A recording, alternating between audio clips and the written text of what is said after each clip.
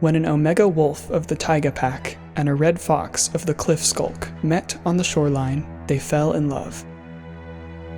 Though their love was risky, it prevailed, and in time, a hybrid of both fox and wolf was born to them.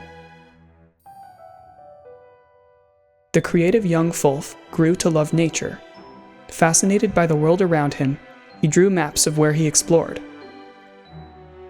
But at the age of 10, the Fulf's father tragically died of alcohol poisoning, and he was forced to move away with his mother, who remarried. But this new stepfather was evil. He banned the Fulf from ever leaving his sight, forcing him to do carpentry work and taxing chores every day. "I just want to protect you," he would say. "It's dangerous out there. You'll never make it on your own." Now locked away from the outside world, he longed to return to the nature which he called home. After some time, it became too much to bear. In the early hours of one morning, he made his escape and ran away.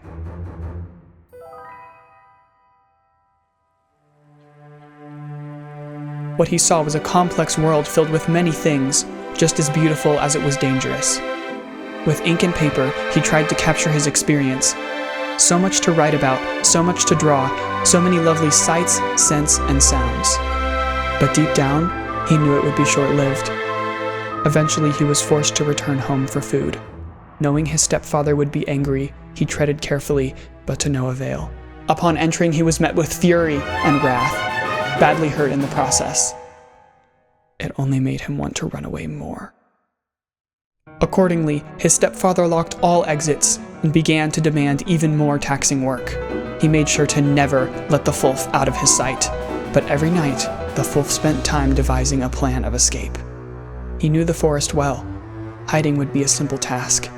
He plotted and plotted. Then finally, one morning when the front door was accidentally left unlocked, he darted out with nothing but paper and ink. "Get back here!" he heard behind him, but it didn't matter anymore. Though his stepfather chased, his attempts were in vain as the Fulf quickly hid within the dense forest. Days passed.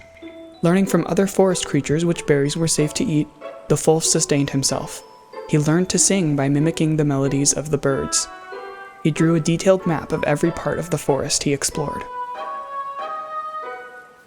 Then one day, the suspicious sounds of footsteps were heard. His stepfather was still looking for him.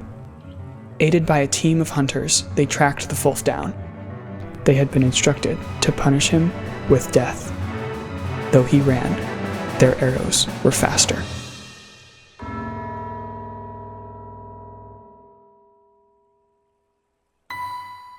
Some time passes. The sweet scent of the forest floor gives a welcome greeting. Birds chirp all around, and creatures scurry. Sitting up, the Fulf surveys the environment. This forest was different. Luminous plants dotted about. It was peaceful. Where am I?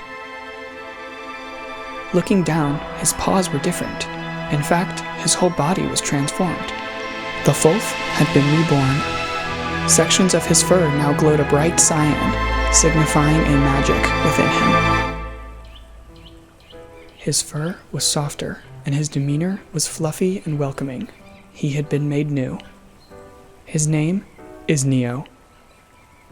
He now had a keen connection with nature, possessing the ability to heal plants and living beings by his own paw. From that moment, Neo realized what a treasure life is, vowing to use the gifts of nature to bless and protect anyone who was hurt like he once was. Guardian over the forest, Neo made it his home. He still resides there, being a caretaker and welcoming explorers who pass by. He spends most of his time being creative.